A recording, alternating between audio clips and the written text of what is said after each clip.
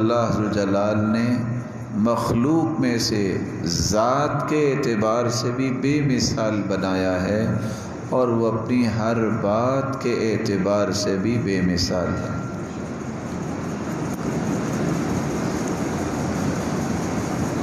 رسول اکرم صلی اللہ علیہ وسلم نے فرمایا،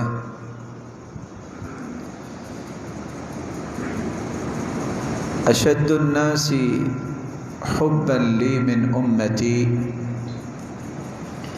میری امت میں سب سے زیادہ مجھ سے محبت کرنے والا وہ ہے، یود احدہم لو انہ رآنی بأہلہ ومالی، کہ اس کا گھر بار لٹ جائے لیکن اس کی تمنا ہو کہ میں مصطفیٰ کو کیسے دیکھ سکتا ہوں، مجھے اس ہستی کا دیدار کیسے ہوگا۔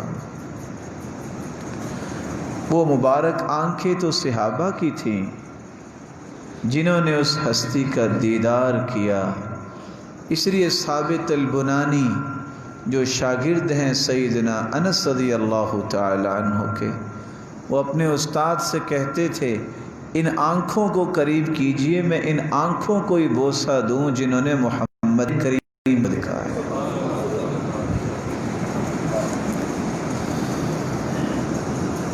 وہ ہستیاں بھی چلی گئی اور کائنات کے سرتاج بھی اپنے رب کے پاس چلے گئے۔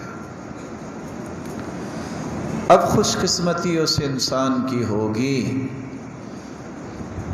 جس نے اس ہستی کو پہچانا، اس کی بات مانی اور ایسے اعمال کیے کہ جس کے نتیجے میں اللہ ذو جلال قیامت کا دیدار بھی کروائیں گے، اس کا ساتھ بھی نصیب فرمائیں گے۔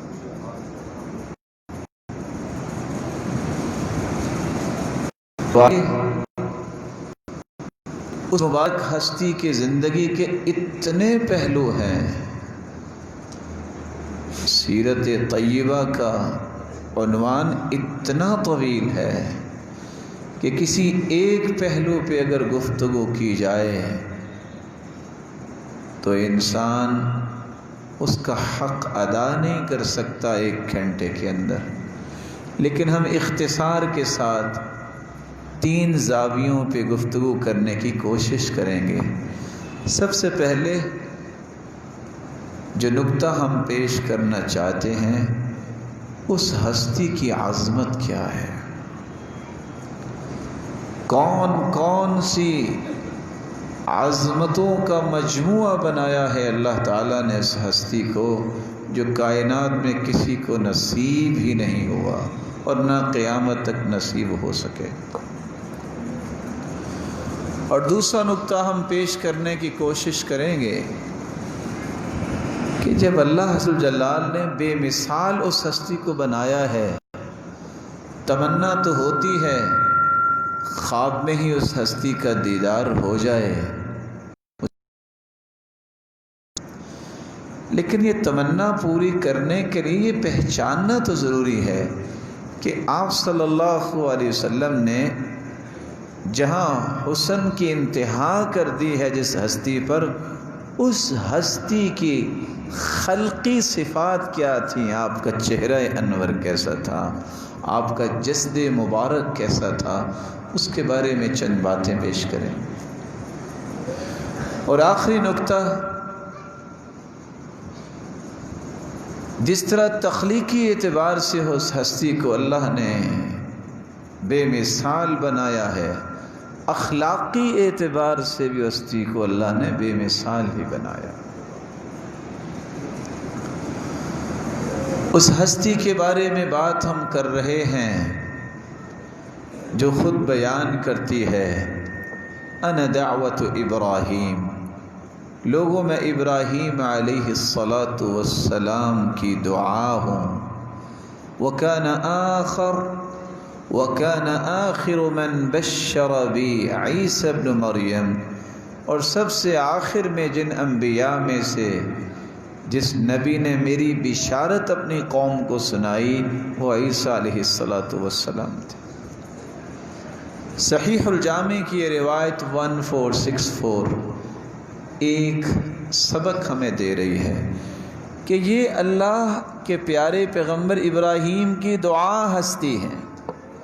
800 سال پہلے دعا کی، اللہ تعالیٰ نے اتنے سالوں کے بعد دعا قبول کی.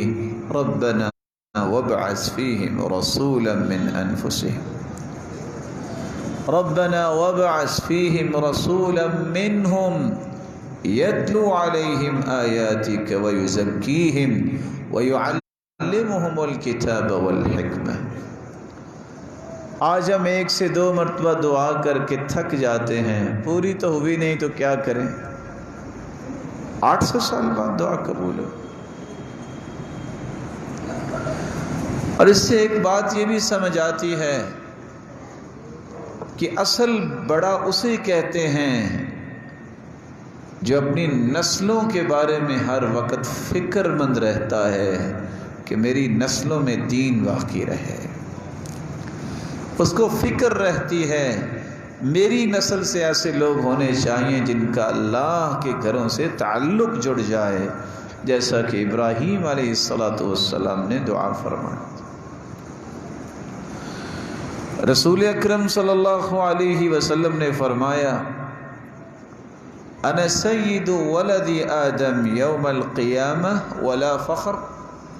لوگوں میں فخر اس لیے نہیں کرتا کہ فخر میرے رب کو پسند نہیں، لیکن بعد میں آپ کو یہ بتا رہا ہوں کہ قیامت کے دن آدم سے لے کر جتنی قیامت تک انسانیت پیدا ہوگی مجھے میرے رب نے سب کا سرتاج بنایا ہے.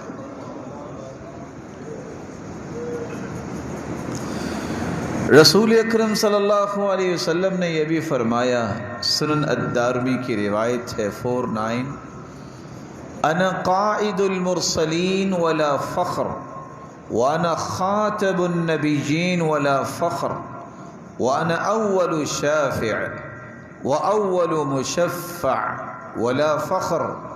لوگوں مجھے تمام نبیوں اور رسولوں کا میرے رب نے لیڈر اور قائد بنایا ہے، مجھے میرے رب نے آخری نبی بنایا ہے خاتم، اور مجھے میرے رب نے اتنی صلاحیت دی ہے کہ سب سے پہلے قیامت کے دن میں ہی سفارش کروں گا اور سب سے پہلے میری ہی سفارش قبول ہوگی. رسول اکبر صلی اللہ علیہ وآلہ وسلم کے صحابی بیان کرتے ہیں کہ میں نے رسول اللہ صلی اللہ علیہ وآلہ وسلم سے سوال کیا، آپ کو کیسے پتہ چلا کہ آپ کو اللہ نے نبی بنایا؟ آپ سوال سمجھ رہے ہیں؟ صحابی نے سوال کیا کہ اللہ کے پیارے پیغمبر آپ کو کیسے پتہ چلا کہ اللہ ذوالجلال نے آپ کو اپنا پیارا پیغمبر بنا لیا ہے؟ تو اللہ کے رسول نے فرمایا، ابو ذر میرے پاس 2 فرشتے آئے، میں بطحا جگہ پہ تھا، مکہ کی گھاٹیوں پہ. ایک زمین پہ آ گیا اور دوسرا زمین و آسمان کے درمیان میں تھا. ایک فرشتہ کہتا ہے اہوا، یہ وہی ہستی ہے جس کے بارے میں ہمیں حکم دیا گیا اور ہم آئے ہیں؟ قال نعم. تو زمین والے نے کہا ہاں یہ وہی ہستی. وہ زمین و آسمان کے درمیان جو فرشتہ تھا اس نے کہا زنہ برجل، اچھا آج پھر اس ہستی کا وزن کرو. ترازو میں ایک طرف مجھے رکھا گیا اور ایک طرف ایک انسان کو. کیا مقابلہ تھا؟ پھر اس نے کہا زنہ بعشرہ، 10 کے ساتھ اس کا وزن کرو. 10 کا مقابلہ بھی سید المرسلین سے. پھر اس نے کہا زنہ بمئہ، اچھا 100 لوگ ایک طرف کرو اور وزن کرو اس مبارک ہستی کا. اب 100 کا مقابلہ بھی سید المرسلین سے. پھر وہ کہتا ہے زنہ بألف، اچھا 1000 لوگ ایک طرف ایک پلڑے میں ڈالو اور اس ہستی کو دوسرے پلڑے میں رکھو. 1000 لوگوں سے بھی بھاری ثابت ہوئے.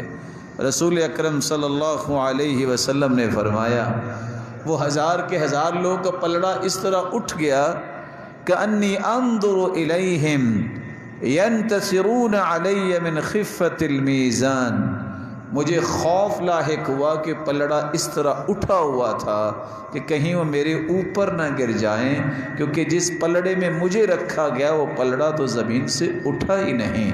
سلسلہ صحیحہ کی روایت ہے 1545۔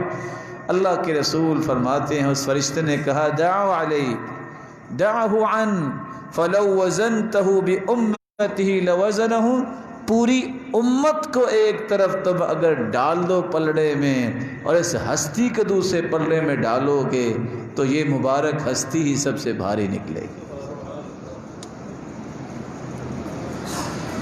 یہ وہ ہستی ہے جس کی ہم بات کرنے جا رہے ہیں۔ صحیح بخاری کی روایت ہے انہ اعطی قوت 30، آپ کو 30 لوگوں کے برابر طاقت سے نوازا گیا تھا۔ آپ صلی اللہ علیہ وآلہ وسلم وہن 11، آپ کی 9 بیویاں اور 2 لونڈیاں تھیں اور آپ سب کے پاس جایا کرتے تھے۔ رسول اکرم صلی اللہ علیہ وآلہ وسلم کے صحابی بیان کرتے ہیں کہ انس رضی اللہ تعالیٰ عنہ کو جب یہ بات بیان کی گئی تو وہ فرماتے ہیں ہاں آپ صلی اللہ علیہ وسلم کے پاس 9 بیویاں تھیں اور 9 کی 9 بیویوں کو وقت دیا کرتے تھے اور برابری کا وقت دیا کرتے تھے اور روزانہ کا وقت دیا کرتے تھے۔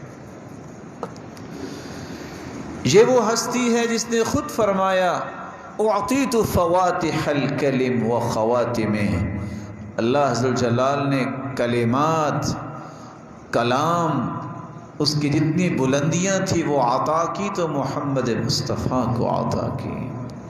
اعطیت جوامع الکلم، اللہ عز و جلال نے مجھے جوامع الکلم عطا کیے، چھوٹی سی بات میں جس طرح سمندر کو کوزے میں بند کیا جاتا ہے، یہ صلاحیت اگر عطا کی اللہ عز و جلال نے تو محمد مصطفیٰ کو عطا کی۔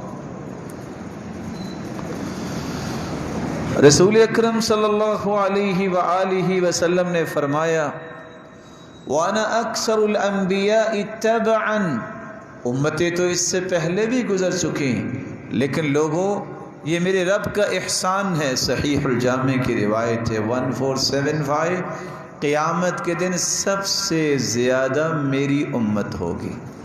اللہ عز و جلال پھر صفیں بنوائیں گے، 120 صفیں بنیں گی جنہوں نے جنت میں جانا ہے، جن میں سے 80 صفیں صرف میری امت کی ہوں گی، باقی ساری امتوں کی 40 صفیں اور میری امت کی 80 صفیں ہوں گی جو جنت میں جائیں گی۔ صحیح الجامع کی روایت ہے 2526۔ اس ہستی کے بارے میں ہم بات کر رہے ہیں جو خود فرماتی ہے نصرت بالرعب مسیرۃ شہر، 1 مہینہ سفر کرنے سے جتنا سفر طے ہوتا ہے دشمن اتنا دور ہوتا ہے، اللہ عز و جلال میرا رعب اس دشمن کے دل میں پیدا کر دیتے ہیں، یہ کسی اور کو حاصل نہیں ہو سکا۔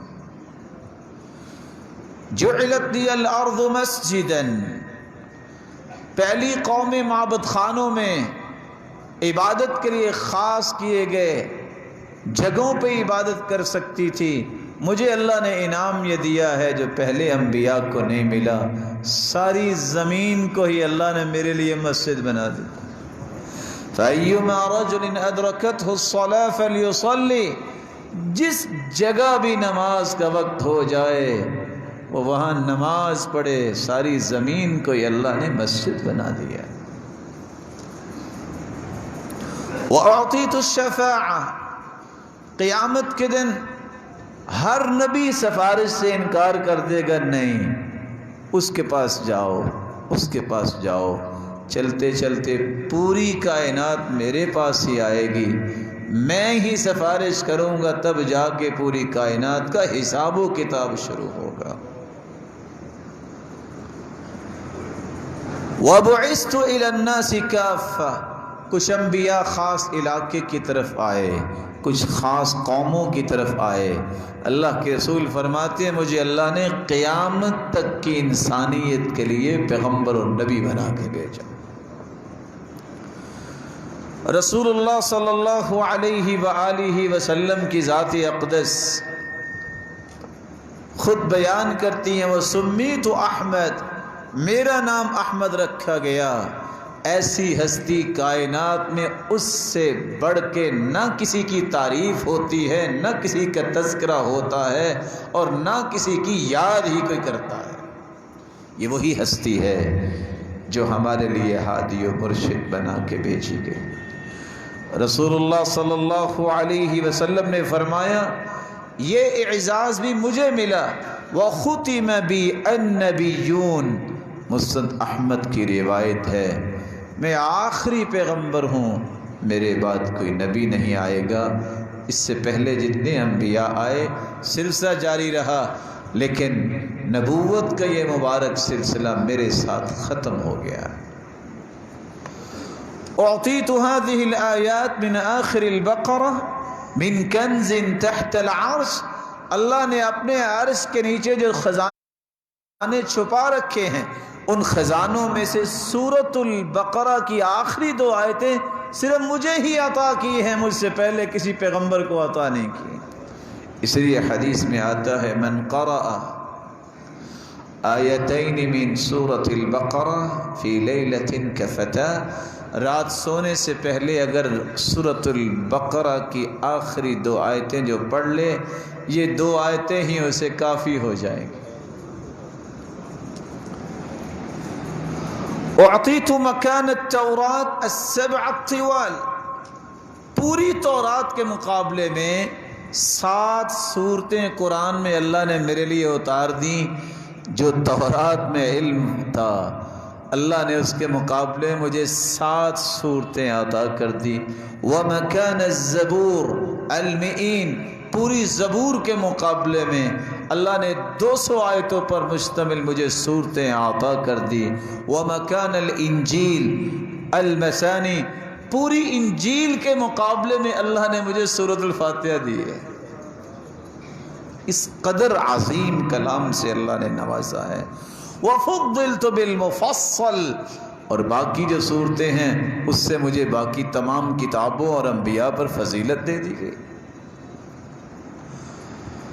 رسول اکرم صلی اللہ علیہ وسلم خود فرماتے ہیں وَأَنَا أَوَّلُ مَنْ يُنشَقُّ عَنْهُ الْقَبْرُ، صحیح مسلم کی روایت ہے سب سے پہلے قیامت کے دن میری ہی قبر کو کھولا جائے گا، اور فرمایا وَأَوَّلُ شَافِعٍ وَأَوَّلُ مُشَفَّعٍ، حالت یہ ہوگی جب پوری کائنات میدان محشر میں ہوگی، کوئی کسی کے بارے میں کچھ نہیں کر سکے گا۔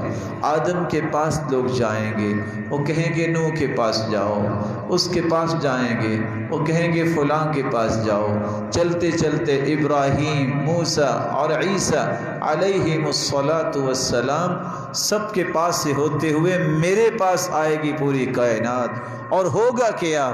بیدی لواء الحمد، اللہ ذوالجلال اپنی تعریف کا جھنڈا میرے ہاتھ میں تھما دیں گے۔ آدم فمن سواہ تحت لوائی، آدم سے لے کر قیامت تک آنے والی انسانیت میرے جھنڈے تلے جمع ہوگی۔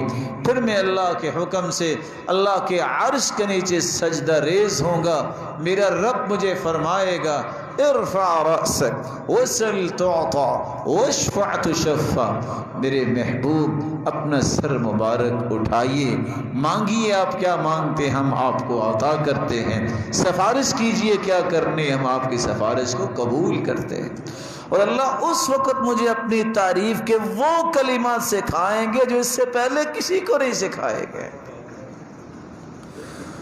رسول اکرم صلی اللہ علیہ وسلم نے فرمایا وَأُعْطِيتُ الْكَوْثَرَ، ادھر حساب و کتاب شروع ہوگا، اللہ صرف مجھے ہی حوض کوثر عطا کریں گے، جو بھی آئے گا میں اسے پلاؤں گا، اور جو پی لے گا باقی جتنی زندگی ہے کبھی اسے پیاس نہیں لگے گی۔ رسول اللہ صلی اللہ علیہ وآلہ وسلم کی ہستی اس قدر عظیم ہستی ہے، امتیوں کو پانی پلانے کے بعد اگلا مسئلہ آئے گا، انا اول من یأخذ بحلقۃ باب الجنہ۔ کوئی شخص، کوئی پیغمبر، کوئی رسول، کوئی ولی، کسی کی جرت نہیں ہوگی جنت تک پہنچے جب تک میں نہیں جاتا اور میں نہیں دروازہ کھٹکھٹاتا۔ یہ سعادت بھی اللہ نے میرے نام پہ لکھی ہے، میں سب سے پہلے دروازہ کھٹکھٹاؤں گا۔ پوچھنے والا پوچھے گا کون ہے؟ وَأَنَا أَوَّلُ مَنْ يَقْرَعُ بَابَ الْجَنَّةِ وَأَنَا أَوَّلُ مَنْ يَأْخُذُ بِحَلَقَةِ بَابِ الْجَنَّةِ فَأُعَقِّقُهَا۔ میں دروازہ کھٹکھٹاؤں گا، سب سے پہلے دروازہ جنت کا کھلے گا تو محمد کریم کے لیے کھلے گا۔ وَأَنَا أَوَّلُ النَّاسِ يَشْفَعُ فِي الْجَنَّةِ۔ کوئی جنتی جنت میں نہیں جا سکے گا جب تک محمد کریم سفارش نہیں کریں گے، اور اللہ کے رسول ہی سب سے پہلے سفارش کریں گے۔ فرمایا جب جنت کے دروازے کھلیں گے، میری سفارش کے بعد لوگ جنت میں جائیں گے، تو یہ انعام بھی اللہ نے مجھے دیا ہے، کسی اور پیغمبر کو نہیں۔ اعطیت 70 الفا يدخلون الجنة بغیر حساب وجوہہم کالقمر لیلۃ البدر۔ میری امت میں سے میرے رب نے وعدہ کیا ہے کہ 70,000 لوگوں کو بغیر حساب و کتاب کے وہ جنت میں داخل فرمائیں گے۔ مع کل واحد 70 الفا۔ دوسری روایت کے الفاظ ہیں ہر ایک کے ساتھ مزید 70,000۔ 70,000 کو 70,000 میں ملٹیپلائی کریں، یہ 4 ارب 90 کروڑ لوگ جن کے بارے میں حدیث کہہ رہی ہے، ان کے چہرے ایسے چمک رہے ہوں گے جس طرح 14ویں رات کا چاند ہوتا ہے۔ آخذاً بعضهم بعضا، ایک دوسرے کے ہاتھوں میں ہاتھ ڈال کے ایک ہی دروازے سے اکٹھے جنت میں جائیں گے، اور ان کا کوئی حساب نہیں ہوگا۔ رسول اکرم صلی اللہ علیہ وسلم نے فرمایا اس کے ساتھ میرے رب نے یہ انعام کیا ہے، وَثَلَاثُ حَسَيَاتٍ مِّنْ حَسَيَاتِهِ۔ میرا رب یہ 4 ارب 90 کروڑ لوگوں کو بغیر حساب کے جنت میں میری امت سے بچھوائیں گے، اور پھر اللہ 3 چلو بھریں گے، اور جو اس چلو میں آ جائیں گے اور اللہ ذو الجلال اس کو بھی جنت میں داخل کر دیں گے۔ اس ہستی کی اللہ ذو الجلال ہمیں رفاقت نصیب فرمائے، اس کا دیدار کروائے، اس کی صحبت قیامت کو نصیب فرمائے۔ بہت خوش نصیب ہیں جن کو قیامت کے دن یہ ہستی کا ساتھ مل جائے۔ کون سی ہستی؟ کتنے لوگ آج کہتے ہیں مجھے اللہ کے رسول کا دیدار ہوا۔ یاد رکھنا 3 باتیں یاد رکھنا۔ پہلی بات، جو شخص سنت کا پابند نہیں ہے ساری زندگی اس شخص کو اللہ کے رسول کا دیدار نہیں ہوتا۔ یہ نہیں ہو سکتا کہ محمد مصطفیٰ کی سنت سے اسے پیار نہ ہو اور اللہ ذو الجلال کے پیغمبر کو اسے دیدار ہو جائے۔ جو اللہ کے رسول کی اطاعت نہیں کرتا اس کو اللہ کے رسول کا دیدار نہیں ہوتا۔ جس نے اللہ کے رسول صلی اللہ علیہ وسلم کی معرفت اور پہچان حاصل نہیں کی کہ آپ کا چہرہ انور کیسا تھا، آپ کا جسد مبارک کیسا تھا، آپ کے ہاتھ مبارک کیسے تھے، آپ کی آنکھیں مبارک کیسی تھیں، جس کو پہچان ہی نہیں ہے وہ کیسے کہہ سکتا ہے میں نے اللہ کے رسول کو دیکھا ہے؟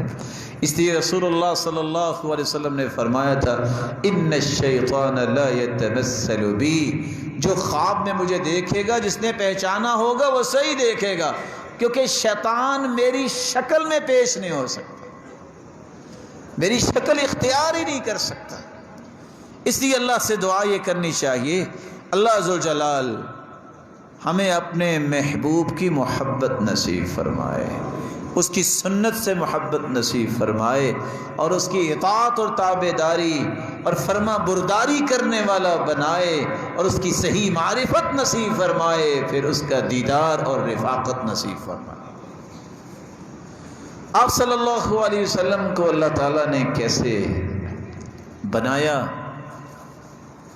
حدیث کے الفاظ ہیں کان رسول اللہ احسن الوجہ، اللہ کے رسول صلی اللہ علیہ وآلہ وسلم احسن الناس وجہا، پوری کائنات میں ایسا چہرہ اللہ نے بنایا ہی نہیں۔ کیسا مبارک چہرہ! رسول اکرم صلی اللہ علیہ وسلم کے صحابی براء بن عازب بیان کرتے ہیں وَأَحْسَنَهُ خَلْقًا مَرْبُوعًا، آپ صلی اللہ علیہ وسلم کا درمیانہ قد تھا، لَيْسَ بِالطَّوِيلِ الْبَائِنِ، نہ تو آپ کا قد زیادہ لمبا تھا، وَلَا بِالْقَصِيرِ، نہ ہی آپ کا قد بہت چھوٹا تھا، وَهُوَ إِلَى الطُّولِ أَقْرَبُ، آپ صلی اللہ علیہ وسلم کو اللہ نے درمیانے قد والی ہستی بنائی، اقرب بعید ما بین المنکبین، آپ کو اللہ ذوالجلال نے اس قدر خوبصورت سانچے میں بنایا کہ آپ کے کندھوں میں وہ چوڑائی تھی، کث اللحیہ، اور آپ کی گھنی داڑھی تھی، اور دوسری روایت میں آتا ہے کثیر الشعر، آپ صلی اللہ علیہ وآلہ وسلم کی داڑھی کے زیادہ بال تھے، عظیم اللحیہ، آپ کی بڑی داڑھی تھی، اور صحابی روایت کرتے ہیں رسول اللہ صلی اللہ علیہ وسلم کے بارے میں تعلوہ حمرہ، آپ صلی اللہ علیہ وسلم کا رنگ ایسی سفیدی والا تھا جس میں سرخی مائل سفیدی ہو، اور دوسری روایت میں آتا ہے اسمر، آپ صلی اللہ علیہ وسلم کو اللہ ذوالجلال نے سنہری اور گولڈن کلر عطا کیا تھا، فرمایا حسن الشعر، آپ صلی اللہ علیہ وسلم کے سامنے کے مبارک دانت انتہائی خوبصورت طریقے سے اللہ ذوالجلال نے ان کی جڑائی کی تھی، حسن الصغر اہدب اشفار العینین، آپ صلی اللہ علیہ وسلم کی لمبی پلکیں تھیں، مفاض الجبین، آپ کی کشادہ پیشانی تھی، آپ صلی اللہ علیہ وسلم کے بال یدبر جمیعا ویقبل جمیعا یطع بقدمہ جمیعا، آپ جب پاؤں زمین پہ رکھتے تو جما کے پاؤں کو رکھتے، آپ جب بھی کسی کی طرف دیکھتے تو پورے کا پورا مڑ کے دیکھتے، اور آپ جب بھی کسی کی طرف سے روانہ ہوتے تو کلی طور پہ روانہ ہوتے، دائیں بائیں دیکھنے کی عادت آپ صلی اللہ علیہ وسلم نے سکھائی ہی نہیں ہے۔ لہو شعر یبلغ شحمۃ اذن شعرہ یضرب منکبین، آپ کے بال درمیان سے مانگ نکلی ہوئی تھی، دائیں طرف آدھے بال، بائیں طرف آدھے بال، اور کندھوں کے برابر آپ کے بال تھے، اور دوسری روایت میں آتا ہے صحابی کہتے ہیں میں نے آج تک اللہ کی قسم ایسا حسین دیکھا ہی نہیں۔ آپ کے بالوں کی تین طرح کی شیپ تھی، جمہ، لمہ، وفرہ۔ لمہ کا مطلب یہ ہوتا ہے ما علم علی الاذنین، کانوں کی لو کے برابر، اور جمہ انسان کے کندھوں کے برابر، وفرہ کانوں کی لو اور کندھوں کے درمیان۔ آپ نے تین طرح کے بال رکھے، سوائے حج عمرہ کے آپ نے اپنے بالوں کو صاف نہیں کروایا، لم يحفظ عنہ الحلق الا فی النسک۔ آپ صلی اللہ علیہ وسلم کے بارے میں ابن القیم فرماتے ہیں سوائے حج عمرہ کے آپ نے بال نہیں منڈوائے۔ صحابی کہتے ہیں ضلیع الفہم، آپ صلی اللہ علیہ وسلم ضلیع الفم، آپ کشادہ دہن کے مالک، اشکل العینین، ایسی سیاہ آنکھیں اللہ نے عطا کی جن میں سفیدی کے ساتھ سرخ ڈورے ہوں، منحوس العقبین، تھوڑے گوشت والی، بڑی ہی پولائٹ آپ کی ایڑیاں تھیں، وَكَانَ كَثِيرَ الشَّعْرِ اللِّحْيَةِ، اور آپ صلی اللہ علیہ وسلم کی داڑھی کے بال زیادہ تھے، آپ کے سر مبارک کے شروع سے اور داڑھی کے بالوں میں کچھ سفیدی آ گئی۔ صحابی کہتے ہیں میں نے جب شمار کیا تو 14 بال اور بعض روایت میں 20 کے قریب بال آپ کی داڑھی مبارک میں سفید موجود تھے۔ صحابی کہتے ہیں ایک شخص کہنے لگا اتنا مبارک چہرہ، یہ تو اس طرح خوبصورت چہرہ ہے جیسے تلوار ہو۔ کہنے والے نے کہا نہیں، كان مستديرا مثل الشمس والقمر، تلوار نہیں، یہ اس طرح گلائی والا چہرہ تھا جیسے چاند اور سورج ہو۔ رسول اکرم صلی اللہ علیہ وآلہ وسلم کے دونوں مبارک کندھوں کے درمیان مثل زر الحجر، کبوتری کے انڈے کی طرح اسی طرح سرخی مائل دونوں مبارک کندھوں کے درمیان مہر نبوت تھی۔ آپ نماز میں جب کھڑے ہوتے جس طرح مبارک آنکھوں سے دیکھا کرتے، مہر نبوت سے بھی آپ صحابہ کو نماز میں بھی دیکھا کرتے تھے۔ اس لیے فرمایا کرتے تھے سو اپنی صفوں کو درست کیا کرو، فإنی اراکم من وراء ظہری، میں تمہیں دیکھتا ہوں کہ جب تمہاری صفوں میں کوئی فاصلہ ہوتا ہے تو شیطان جو ہے وہ بکری کے بچے جتنا درمیان میں آ کے کھڑا ہو جاتا ہے۔ رسول اکرم صلی اللہ علیہ وآلہ وسلم کا کان ضخم الہام، بڑا ہی متوازن اور بھاری سر مبارک تھا۔ کان ازہر اللون، آپ صلی اللہ علیہ وسلم کو اللہ نے سنہری رنگ سے نوازا تھا۔ کأن عرقہ اللؤلؤ، جب آپ کی پیشانی مبارک سے پسینے کے قطرے گرتے تو یوں لگتا جیسے موتی گر رہے ہیں۔ اذا مشى تکفى، آپ صلی اللہ علیہ وسلم جب چلتے تو اپنی نظروں کو جھکا کے چلتے، کأنہ انحدر من سبب، کہ بلند جگہ سے کوئی نیچے اتر رہا ہو تو آپ کی چال کا یہ طریقہ تھا۔ آپ کی ڈھول ڈال کتنی اللہ نے مبارک بنائی۔ سیدہ عائشہ ابو کبیر حضری کا شعر پڑھ کے آپ کے بارے میں فرمایا کرتی تھی وَإِذَا نَظَرْتْ إِلَىٰ أَسَارِيرِ وَجْهِهِ عَرَضَتْ كَبَرْقٍ برقت كَبَرْقِ الْعَارِضِ الْمُتَهَلِّلِ، میں آپ کے حسن کی کیا نشانی بتاؤں۔ آپ کا حسن تو ایسا، جو ہی آپ گھر میں داخل ہوتے لگتا سیاہ بادلوں میں سے چمکتا ہوا چاند نکل آیا ہے۔ میں کیا بتاؤں اللہ کے رسول صلی اللہ علیہ وسلم کے حسن کے بارے میں۔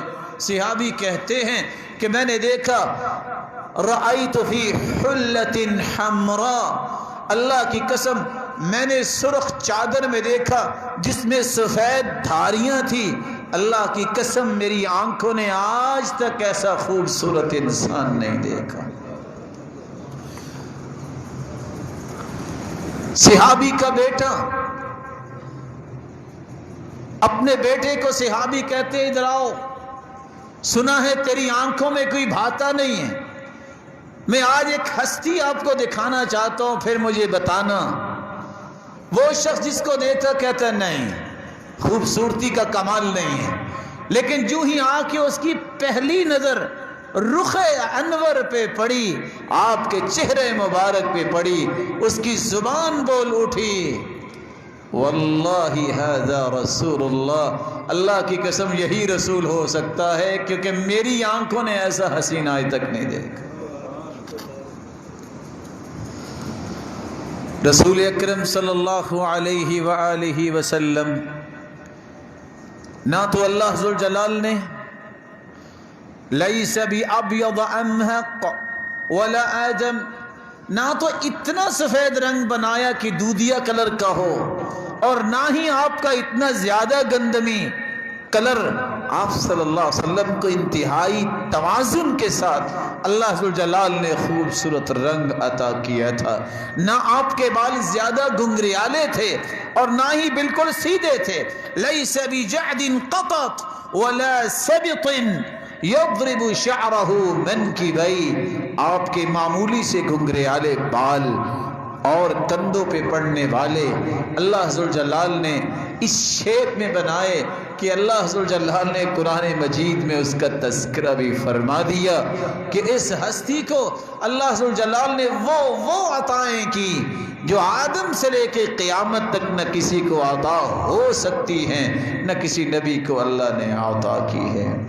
رسول اکرم صلی اللہ علیہ وآلہ وسلم کو اللہ ذوالجلال نے پوری کائنات میں بے مثال بنایا تھا۔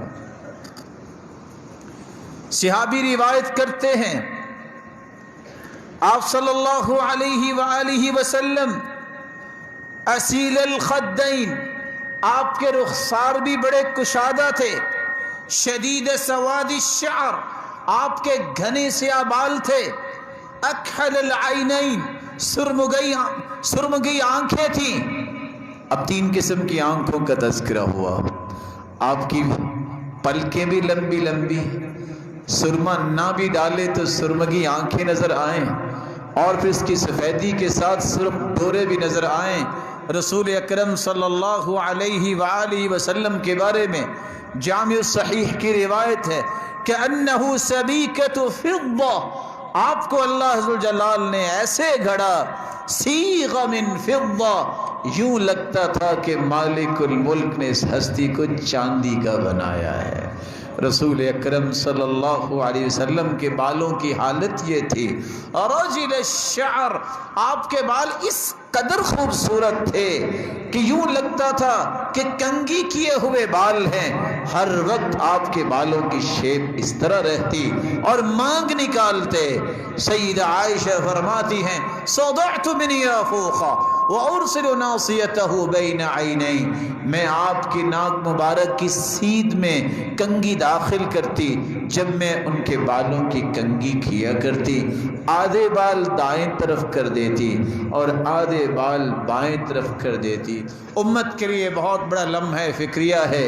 آج مجھے اس کا چہرہ پسند نہیں ہے تو کیوں نہیں ہے کہ میں داڑھی بھی رکھنے کی کوشش نہیں کرتا، میرے بالوں کی شیپ بھی اس ہستی جیسی نہیں ہے، میں کہیں سے بڑے رکھتا ہوں کہیں سے چھوٹے، جس کے بارے میں اس نے حکم دیا تھا نہى عن القزع فإنها طريقة اليهود كما فسر ذلك الشراح، اللہ کے رسول نے قزع سے منع کیا، کہیں سے بال چھوٹے کہیں سے بال بڑے۔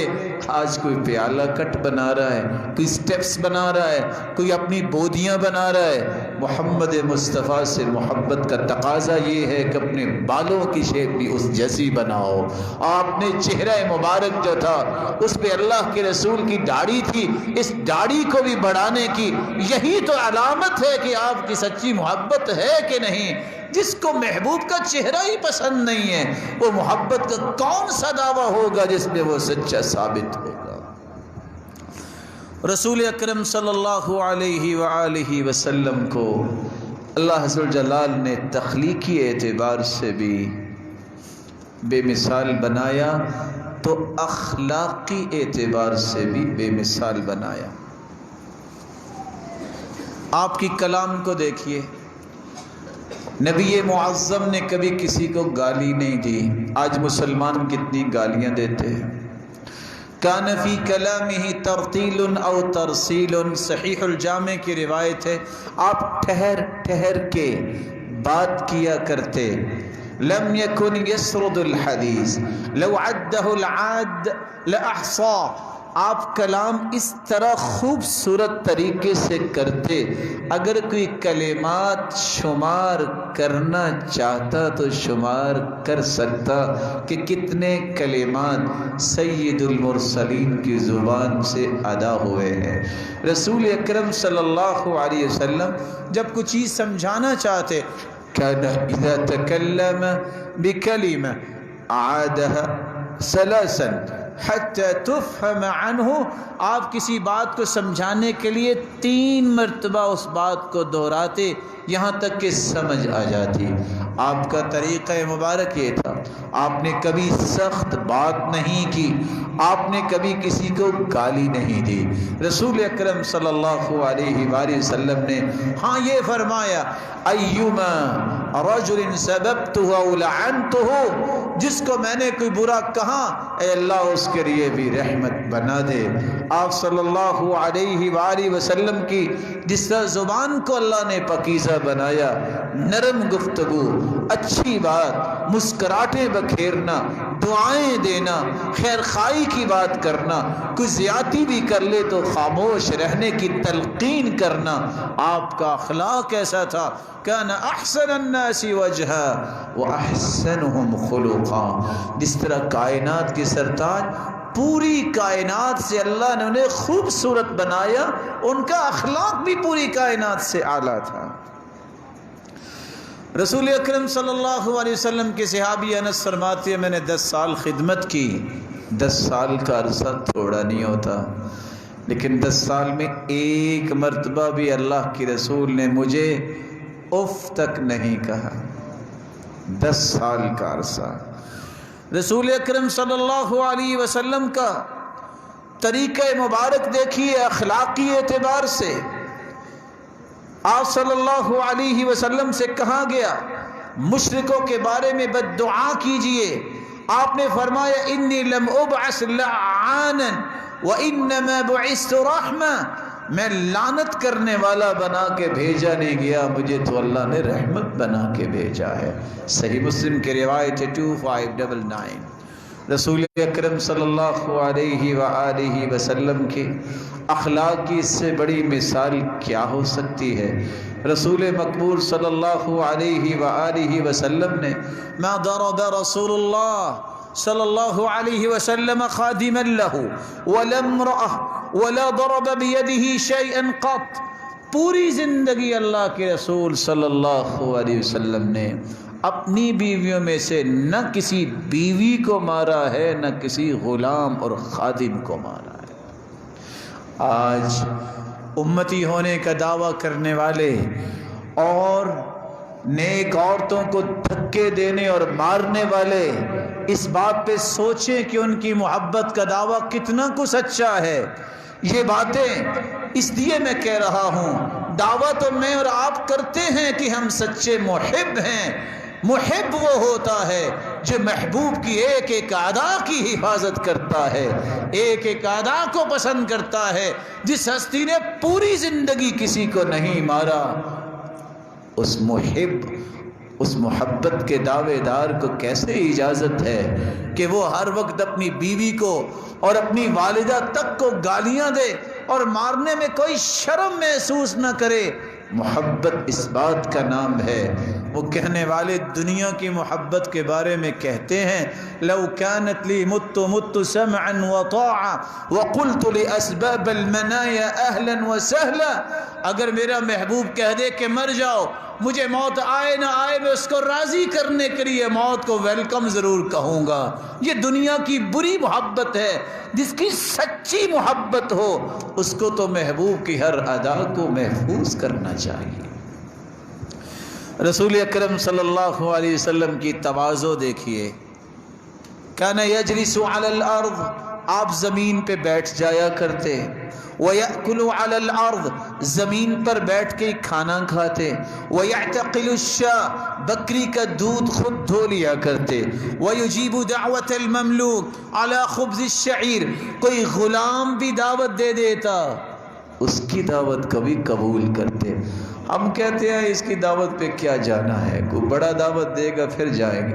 کانا یجیب دعوت المملوک، تواضع دیکھیے، غلام کی دعوت کو بھی آپ قبول کیا کرتے۔ آپ صلی اللہ علیہ وسلم کی تواضع دیکھیے۔ سید المرسلین، قائد المرسلین ہیں، لیکن گھر میں حالت یہ ہے 9 بیویاں خدمت گزار ہیں، لیکن سیدہ عائشہ سے جب پوچھا گیا آپ کے گھریلو اوقات کیسے گزرتے ہیں، فرمایا کان فی محنت اہلی ای فی خدمت اہلی، یوں لگتا تھا خدمت تو ہم کرتی تھی لگتا یوں تھا کہ اللہ کے رسول ہماری خدمت کر رہے ہیں، جس طرح اپریشیٹ کرتے، جس طرح رہنمائی کرتے، ہمیں کبھی محسوس تک نہیں ہونے دیا۔ رسول اللہ صلی اللہ علیہ وآلہ وسلم کی تواضع اس سے بڑی کیا ہو سکتی ہے میرے بھائی؟ کپڑے کو خود ٹانک لیا کرتے اگر اس میں کوئی مسئلہ آ جاتا۔ وَكَانَ يَخِيطُ ثَوْبًا وَيَخْصِفُ نَعْلًا، اگر جوتا ٹوٹ جاتا تو اس کو خود درست کر لیا کرتے۔ وَيَعْمَلُ مَا يَعْمَلُ الرِّجَالُ فِي بُيُوتِهِمْ، اور ہر وہ کام کرنے میں کوئی عار محسوس نہ کرتے جو عام صحابہ کرام اپنے گھروں میں کام کرتے۔ اللہ کے رسول صلی اللہ علیہ وسلم کے پاس ایک ایسی عورت آئی، صحیح مسلم کی روایت ہے 5998، جس کی عقل میں کچھ چیز تھی، اب نارمل عورت تھی، اور آ کے کہتی ہے کہ مجھے آپ سے کام ہے۔ کہا یا ام فلان انظری ای سکک شئت حتی اقضی لک حاجتک، بتاؤ کوئی بات نہیں، کیا کام ہے، میں تیرا کام کر دیتا ہوں۔ کس کو؟ جس کو آپ لوگ اب نارمل کہتے ہیں۔ اللہ کے رسول صلی اللہ علیہ وسلم سے جب بھی کوئی شخص کو چیز مانگتا آپ نے کبھی نہ نہیں کی تھی، یہ آپ کا مزاج مبارک تھا۔ آپ صلی اللہ علیہ وسلم کو معمولی سی دعوت بھی کو پیش کر دیتا تو آپ اس کی دعوت کو قبول فرما لیا کرتے۔ رسول اللہ صلی اللہ علیہ وسلم کی معافی کا تذکرہ اگر چھیڑا جائے تو آپ صلی اللہ علیہ وآلہ وسلم جنگ حنین میں تھے، ایک صحابی نے جوتا لوہے کا پہنا ہوا تھا، جوتے سمیت آپ کے مبارک قدم پہ صحابی کا قدم آ گیا، کتنی تکلیف ہوئی ہوگی، لیکن آپ نے کچھ نہیں کہا، صرف اتنا کہا بسم اللہ، اللہ کا نام لیا، پاؤں کو پیچھے کر دیا۔ صحابی بہت پریشان ہوئے، اللہ کے رسول کے پاؤں پہ میرا پاؤں آ گیا ہے، پتہ نہیں چلا، نہ جانے اب قرآن نازل ہو گیا تو کیا بنے گا۔ ساری رات اس پریشانی میں سوئے، صبح ہوئی، ایک شخص آ کے کہتا ہے این فلان ابن فلان، کہاں ہے فلاں شخص؟ صحابی کہتے ہیں میں ڈر گیا، یہ تو وہی بات ہوئی، اللہ کے رسول نے مجھے بلا لیا ہے۔ پھر میں نے سوچا اور بھی کوئی بات ہو سکتی ہے، جو ہی میں اس ہستی کے پاس حاضر ہوا آپ نے پہلا سوال یہ کیا انک قد وطأت بنعلک علی رجلی، تم نے کل میرے پاؤں پہ پاؤں رکھا کہ نہیں؟ میں نے کہا اوف، یہ تو وہی بات نکلی۔ پھر آپ نے فرمایا میں نے ہاتھ سے آپ کو پیچھے نہیں کیا تھا، میرے ہاتھ میں کوڑا تھا، میں نے کوڑے سے پیچھے کیا تھا۔ میرے صحابی میں نے بلایا اس لیے ہے کہ یہ 80 جانور مجھ سے لے لو جو کوڑے کے ساتھ میں نے پیچھے کیا تھا، تم مجھے معاف کر دو۔ اس ہستی کے امتی ہیں آج ہم، اللہ ہمیں بھی ایسی معافی اور درگزر کی توفیق عطا فرمائے۔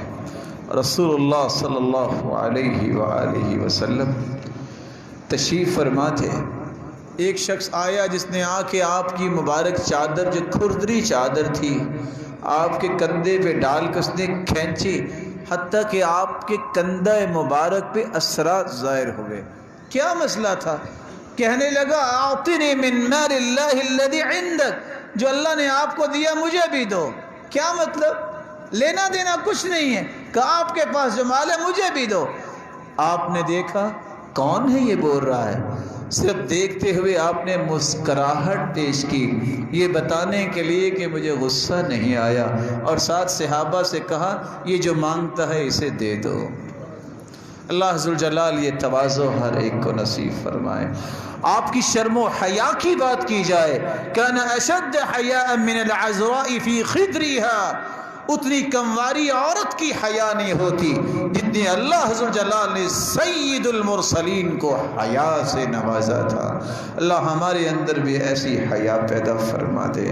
میں سئل النبی عن شیء قط فقال لا، پوری زندگی کسی نے بھی کچھ طلب کیا ہے آپ نے کبھی نہ نہیں کی، زیادہ سے زیادہ یہ کہہ دیتے، جب چیز نہ ہوتی تو کہتے خیراً انشاءاللہ، اللہ ذوالجلال چاہیں کہ جب حاضر ہوگی تو اللہ خیر فرمائیں گے تو میں وہ بھی عطا کر دوں گا۔ اللہ یہ رویے ہمارے اندر بھی پیدا فرمائے۔ وآخر دعوانا الحمدللہ۔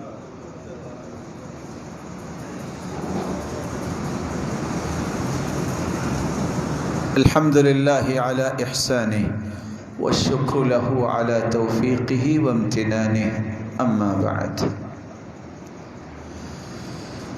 رسول اکرم صلی اللہ علیہ وآلہ وسلم کی سیرت طیبہ کا موضوع اتنا طویل ہے کہ کسی ایک زاویے پہ گفتگو ایک گھنٹے میں مکمل نہیں ہو سکتی۔ وہ ذات کے اعتبار سے بھی بے مثال تھے، وہ اپنی بات اور اپنے طریقے اور سلیقے کے اعتبار سے بھی بے مثال تھے۔ اللہ تعالیٰ نے اس کی تخلیقی اوصاف بھی ایسے عطا کیے جو کسی کو عطا نہیں کیے۔ آپ کے اخلاقی رویے بھی پوری کائنات سے اعلیٰ تھے۔ آپ کی صداقت اور آپ کی دیانت، جہاں پوری کائنات کی صداقت ختم ہو جاتی ہے وہاں محمد کریم کی صداقت کا آغاز ہوتا ہے۔ آپ جو بات کہہ دیتے اس پہ کافروں کو بھی یقین آ جاتا کہ یہ ہو کے رہنا ہے۔ صحیح بخاری کی روایت ہے، جب سعد رضی اللہ تعالی عنہ نے مکہ میں طواف کرنا چاہا تو معاویہ جو اس کا دوست تھا، اس کو ابو جہل نے کہا آویتم محمد والسباط معہ، اور تم ان کو جگہ دے رہے ہو، یہ طواف نہیں کر سکتا۔ اب سعد بھی بہادر تھے، ابو جہل کو کہتا ہے کہ میں کروں گا، کیسے نہیں کروں گا، روک کے دکھاؤ۔ تو معاویہ اپنی دوستی نبھانے کے لیے کہتا ہے سعد تم میرے دوست ضرور ہو لیکن جی ہمارا سردار ہے مکے کا ابو جہل، اس کی آواز پہ اپنی آواز کو بلند نہ کرو۔ سعد باقی کام تو بھولے، کہتے ہیں تیرے بارے میں تو اللہ کے رسول نے ہمیں فرمایا تھا اِنَّا سَنَقْتُلُكَ، تیری تو گردن ہم نے اڑانی ہے۔ کہتا ہاں افی مکہ ام فی خارجہا، یہ تو ڈن ہو گیا کہ ہم میں مارا گیا، اتنا بتا دو مکہ میں مارو گے کہ مکے کے باہر؟ کافر ہے، دوڑتا ہوا گھر گیا، بیوی کھانا پکا رہی ہے، کافرہ ہے، جا کے کہتا ہے جانتی ہو ماذا قال لی اخی الیسربی، یسرب سے آنے والا میرا دوست کیا کہتا ہے؟ کافرہ عورت کہتی ہے، کیا کہتا ہے؟ خامن کہتا ہے، وہ کہتا ہے اِنَّا سَنَقْتُلُكَ، تجھے ہم نے قتل کرنا ہے۔ کھانا چھوڑ کے کہتی ہے واللہ ما یکذب محمد ابدا، اللہ کی قسم محمد نے پوری زندگی جھوٹ نہیں بولا۔ پھر سمجھ لو تم مارے گئے ہو۔ کافروں کو بھی یقین تھا، آج مسلمانوں کو یقین ختم ہوتا جا رہے۔ اللہ ان کے اندر یقین پیدا فرما دے۔ رسول اکرم صلی اللہ علیہ وآلہ وسلم کی صداقت، اس کی پہچان ابو بکر نے کروائی تھی۔ آج اس طرح کا ایمان ہمیں بنانا چاہیے، کوئی میرز نہیں۔ جب کہاں گیا ابو جہل آ کے کہتا ہے ابو بکر ایک بات پوچھوں آپ سے، اگر کوئی کہے کہ راتوں رات وہ مکہ سے نکل کے فلسطین اور وہاں بیت المقدس میں پہنچا شام میں، تو مان لو گے؟ کہا یہ کیسے ہو سکتا، اتنا لمبا سفر؟ مسکرایا کہ بات بن گئی ہے۔ پھر کہتا ہے اگر کوئی کہے کہ ساتوں آسمانوں کی سیر بھی کر کے آیا ہے، مانو گے؟ کہا یہ کیسے ہو سکتا ہے؟ کہکا لگا کے کہتے ہیں تمہارا دوست ہی تو کہہ رہا ہے۔ کہا کون؟ محمد، اگر وہ کہہ رہے ہیں تو دونوں ہی ہو سکتے ہیں۔ سوچا ہی نہیں ہے۔ صداقت یہ ہے محمد مصطفیٰ کی زبان سے نکلی بات جب سامنے آ جائے، صحیح حدیث سے ثابت ہو جائے، میری عقل کے تمام میرز ختم ہو جانے چاہیے، یہی کہنا چاہیے، ہاں اس سے بڑی صداقت کوئی نہیں۔ رسول اکرم صلی اللہ علیہ وآلہ وسلم کا زہد اور آپ صلی اللہ علیہ وسلم کی دنیا سے بے رغبتی دیکھیے۔ صحابی کہتے ہیں عمر آپ چٹائی پہ لیٹے تھے تو آپ کے جسد اتھر پہ چٹائی کے نشان بن گئے۔ میں نے کہا اللہ کے رسول کیسر و کسریٰ کو کس طرح لوگوں نے بڑا چڑھایا دیا ہے اور کس طرح ان کے محل، تو اللہ کے رسول کہتے ہیں عمر ایک بات تو بتاؤ، اما ترضى ان تكون لهم الدنيا ولنا الاخرہ، کیا تمہیں پسند نہیں کہ وہ نعمتیں دنیا میں لیتے ہیں اللہ نے ہمارے لیے آخرت میں رکھی؟ آپ کی شجاعت کا تذکرہ، جب مدینہ کے اندر چاروں طرف سے دشمن آ گئے، صحابہ پلاننگ کر رہے تھے کہ باہر نکلے دیکھے کیا ہوا ہے. جو ہی صحابہ باہر نکلے تو کیا دیکھتے ہیں؟ وَهُوَ عَلَى فَرَسِ أَبِي طَلْحَةَ عُرْيًا، آپ صلی اللہ علیہ وسلم ابو طلحہ کے گھوڑے پہ بیٹھے ہیں. بِيَدِهِ فِي عُنُقِهِ السَّيْفُ، اور اپنی گردن مبارک میں تلوار لٹکائی ہوئی ہے، کوئی لگام اور زین نہیں. اور آپ پورے مدینے کا چکر لگا کے آ چکے تھے اور آ کے کہتے ہیں لم تراؤ لم تراؤ، جاؤ جا کے سو جاؤ. محمد کریم پتہ کر کے بھی آ چکے ہیں. اللہ ذوالجلال نے اس بہادر پیغمبر کی یہ امت بنائی ہے. اللہ اس کے اندر بھی بہادری پیدا فرما دے. یہ گناہوں کو چھوڑنے کی بہادری کریں، شرک اور بدعت کو چھوڑنے کی بہادری کریں. یہ شجاع بنیں اور اکتفا کریں اور ثابت کریں جو اللہ کے رسول نے کام کیا صرف ہم وہی کام کریں گے، دوسرا کام کر کے ہم اپنے رب کو ناراض نہیں کریں گے. رسول اکرم صلی اللہ علیہ وآلہ وسلم کے بارے میں صرف 3 گزارشیں کر کے میں بات کو ختم کیے دیتا ہوں. پہلی گزارش سوال کی شکل میں ہے، سچ بتائیے گا آپ میں سے کون میرا محترم ہے جو سمجھتا ہے مجھے اللہ کے رسول سے سچی محبت ہے؟ میں اللہ عز و جلال سے دعا گو ہوں جتنے یہ روشن چہرے بیٹھے ہیں سب کو سچی محبت نصیب فرما دے اور پھر اس ہستی کا ساتھ بھی نصیب فرما دے. کیسے یہ محبت سچی ثابت ہوگی؟ آپ نے یہ دلائل سنے ہیں. جو اللہ کے رسول کا طریقہ زندگی تھا اس کو اختیار کرنے سے میری اور آپ کی محبت سچی ثابت. دوسری بات، اگر میری اور آپ کی سچی یہ نیت ہے، تمنا ہے کہ اللہ دنیا میں تو وہ ہستی نہیں دیکھ سکے، قیامت کو اس کا ساتھ نصیب فرما دے. کیسے ساتھ ملے گا؟ 3 کام کر لیجئے گا. سب سے پہلا کام یہ ہے، رسول اکرم صلی اللہ علیہ وسلم نے فرمایا جو دنیا میں جس سے سچی محبت کرتا ہے قیامت کو اس کا ساتھ اس سے مل جائے گا. اس کی اطاعت کریں گے تو اس کا ساتھ ملے گا، اپنا اخلاق اچھا بنائیں گے تو اس کا ساتھ ملے گا، تہجد گزار بن جائیں گے تو اس کا ساتھ ملے گا. صحیح بخاری کی روایت. اور تیسری اور آخری گزارش، چاہتے ہیں کہ حوض کوثر کا پانی اس مبارک ہاتھوں سے پئیں؟ کس کو پلائیں گے اللہ کے رسول؟ وہ قصہ ضرور سن لیجیے.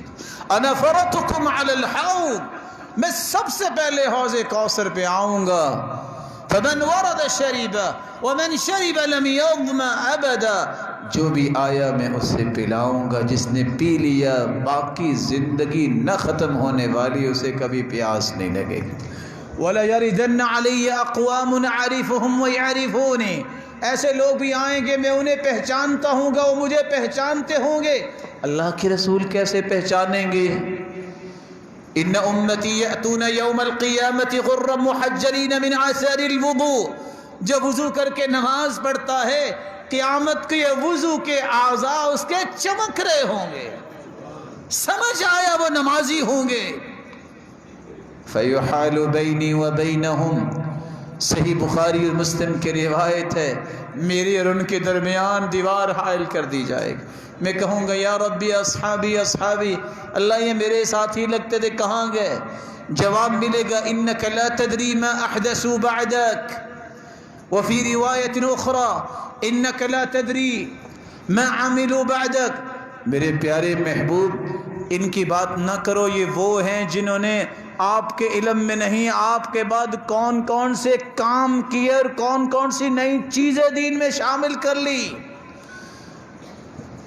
مسلمان ہونے کے ناطے سے میں اپنے بھائیوں سے یہ گزارش کروں گا بڑے ادب سے، سچی محبت وہ ہوتی ہے جو اللہ کے رسول نے کہا ہے اس کو مانا جائے، جس سے روکا ہے اس سے رکا جائے.